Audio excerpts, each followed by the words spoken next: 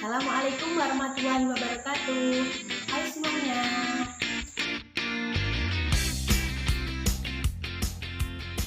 Bertemu lagi dengan saya, Dania Haritistani Tias. Di pertemuan hari ini kita akan menjelaskan tentang sistem gerak pada manusia. Jangan lupa ikutin videonya ya, dan dipelajari baik-baik. Oke, tetap semangat. Di setiap pembelajaran pasti ada KD dan KI-nya teman-teman. Nah, ini dia.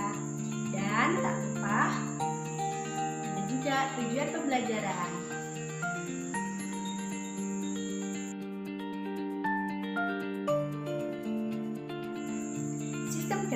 Sistem gerak merupakan sistem organ pada manusia yang berperan penting dalam pergerakan tubuh. Organ yang mendukung adanya kerja sistem gerak, yakni ada dua. Satu, rangka, yang kedua ada otot. Yang pertama, rangka. Rangka merupakan alat gerak pasif yang terdiri atas jaringan tulang rawan dan tulang sejati. Yang kedua ada otot. Otot merupakan alat gerak aktif yang tersusun atas jaringan otot.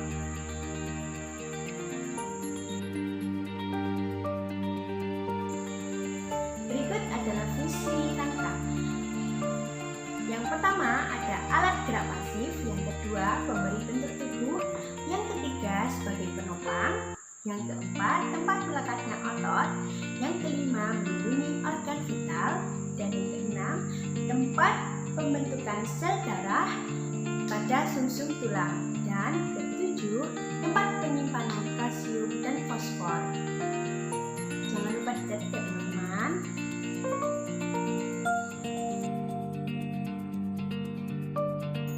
Berdasarkan letaknya pada tubuh, tulang rangka dibagi menjadi dua, yaitu rangka aksial dan rangka apendikular. Rangka aksial atau biasa disebut sumbu tubuh merupakan rangka yang terdiri dari tulang tengkorak, tulang rusuk, tulang dada, dan tulang belakang. Yang kedua, ini rangka apendikular atau biasa disebut sekitar sumbu tubuh, yang dimana letaknya terletak di kanan dan kiri sumbu tubuh dan jumlahnya sepasang.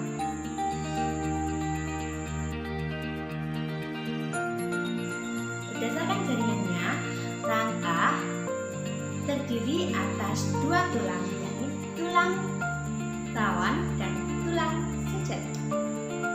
Tulang rawan terdiri atas sel kondrosit yang berasal dari kondroblas dan mensekresikan matriks yang disebut kondri.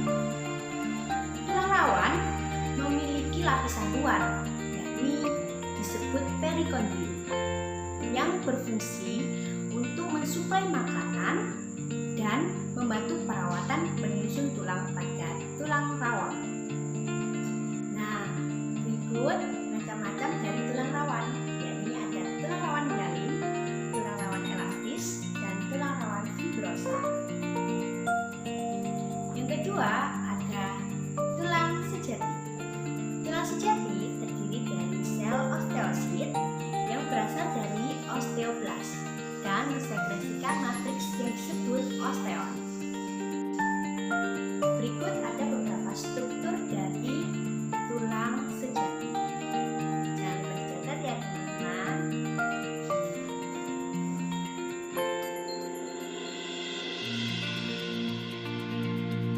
Selanjutnya ada proses pembentukan tulang atau biasa disebut osifikasi. Proses pembentukan tulang melalui pergeseran tulang rawan menjadi tulang sejati. Berikut ada video proses pembentukan tulang. Tahap-tahap pembentukan tulang. Yang pertama, bagian dalam tulang rawan pada embrio berisi banyak osteoblas. Yang kedua, osteoblas membentuk osteosit osteosit tersusun melingkar membentuk sistem Harvest. Di tengah sistem Harvest terdapat saluran Harvest yang mengandung banyak pembuluh darah dan sistem saraf.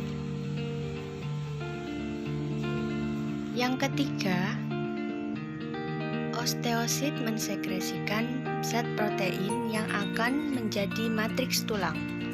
Selanjutnya, osteosit akan mendapat tambahan senyawa kalsium dan fosfat yang akan membuat tulang mengeras.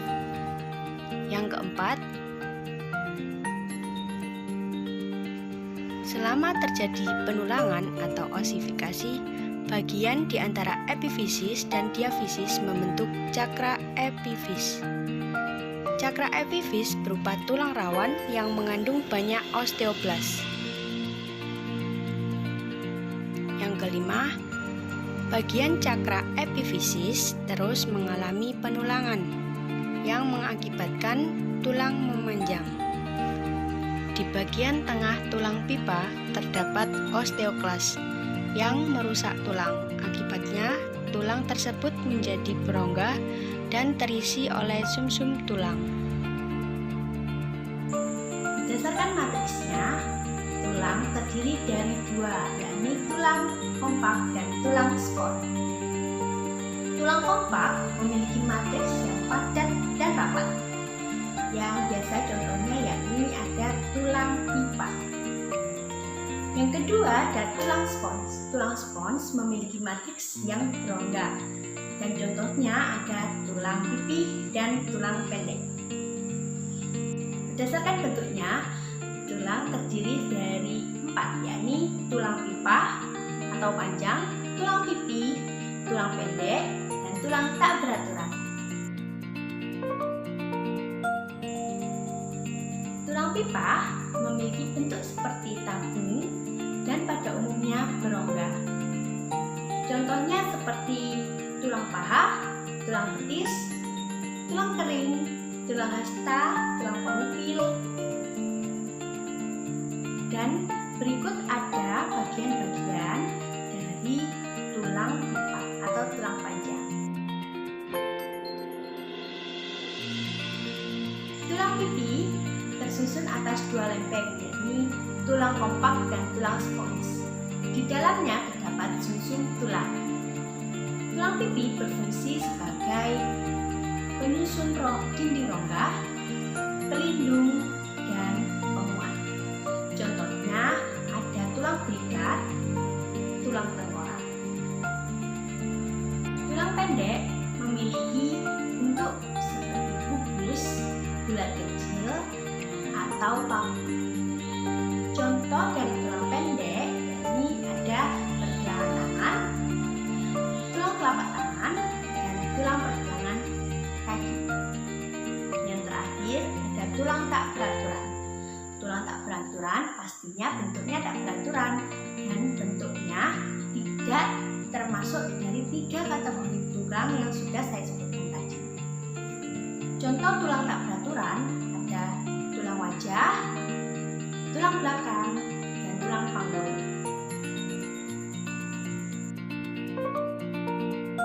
Selanjutnya ada sendi. Sendi merupakan hubungan antar tulang yang memungkinkan adanya pergerakan. Penyusun sendi ada 4. Yang pertama kapsul sendi, yang kedua ada ligamen, yang ketiga ada minyak sinovial, dan yang keempat ada tulang rawan hialin. Kapsul sendi merupakan lapisan serabut yang melapisi sendi dan membentuk persendian.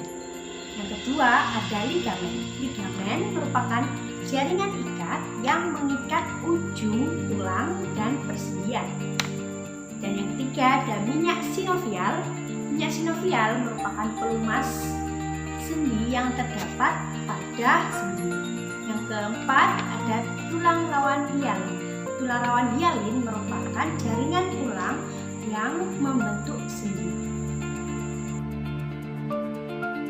Persendian terbagi menjadi 3. Yang pertama ada sinatrosis, yang kedua amfiatrosis, yang ketiga diatrosis. Yang pertama sinatrosis. Sinatrosis merupakan persendian yang tidak memungkinkan atau biasa disebut sendi mati. Contohnya yakni tengkorak. Yang kedua ada amfiatrosis. Amfiatrosis merupakan persendian hanya memungkinkan gerakan sedikit saja. Dan yang ketiga ada diatrosis. Diatrosis ini merupakan persendian yang memungkinkan gerakannya lebih leluasa atau lebih dari satu gerakan. Ada 6 contohnya dari diatrosis ini. Yang pertama ada sendi plana, sendi peluru, sendi engsel, sendi putar, sendi luncur, dan sendi geser.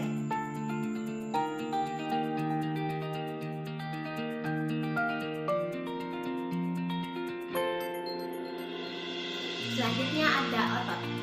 Otot merupakan alat gerak aktif yang melekat pada rangka.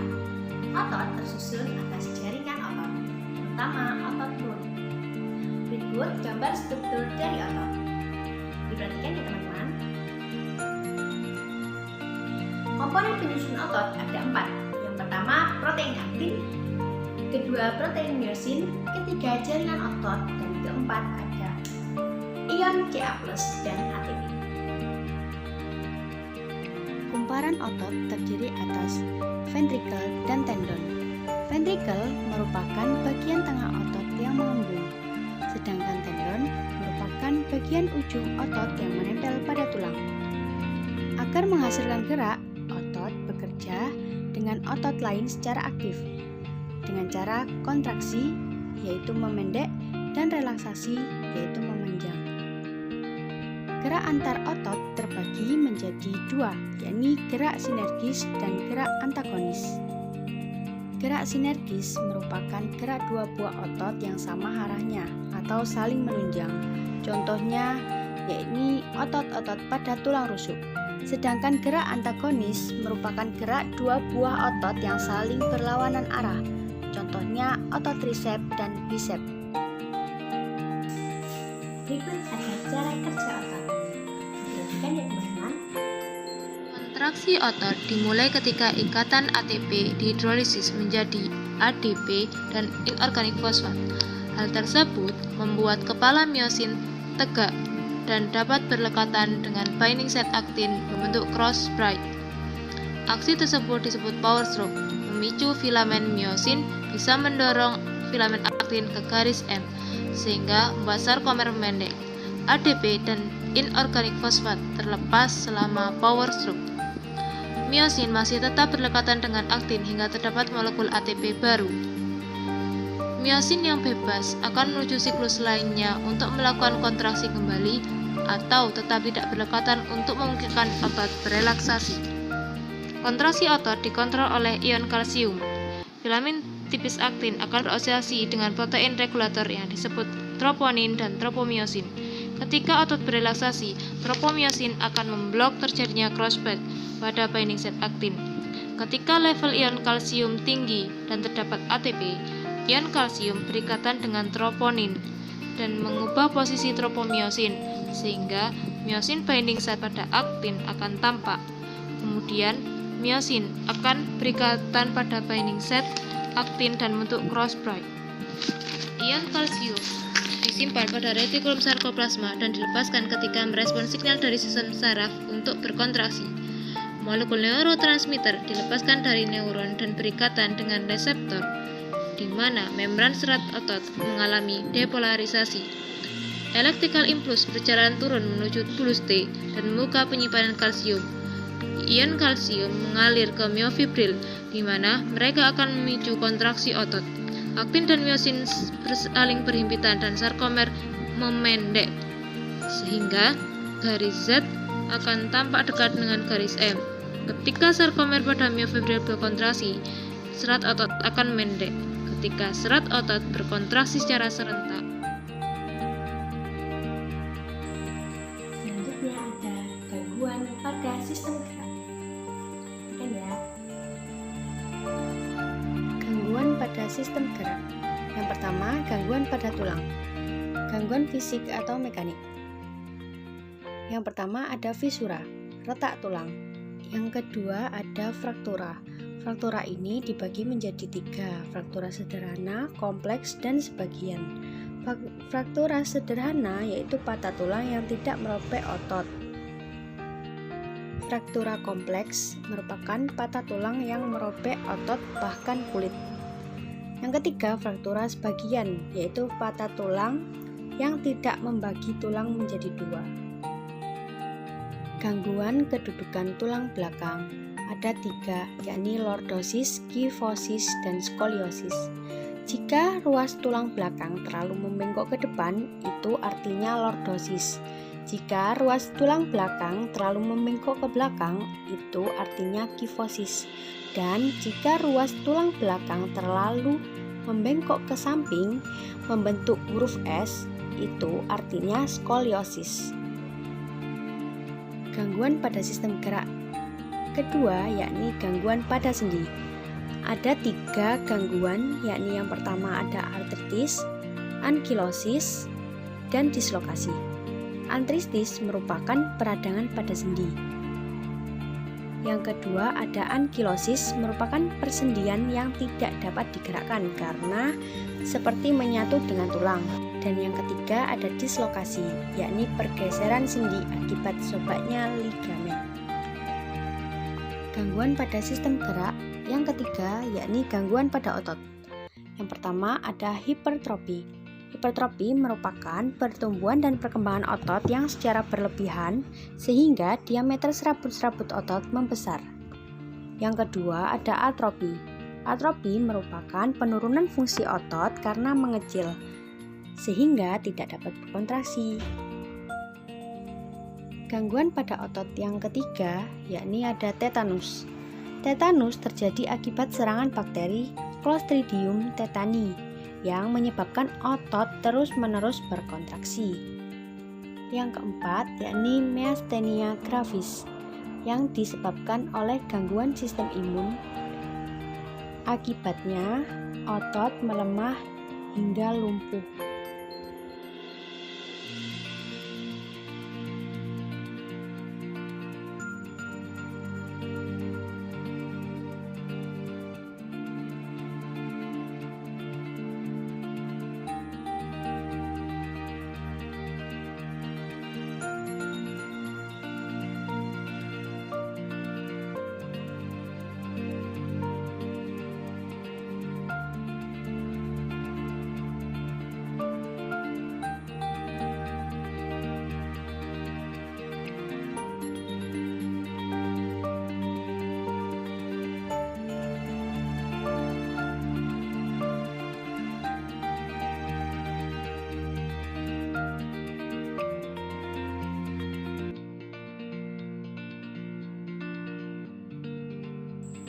Terima kasih teman-teman sudah melihat video ini. Semoga bermanfaat ya. Jangan lupa tetap belajar di rumah dan jaga kesehatan. Dadah. Assalamualaikum warahmatullahi wabarakatuh.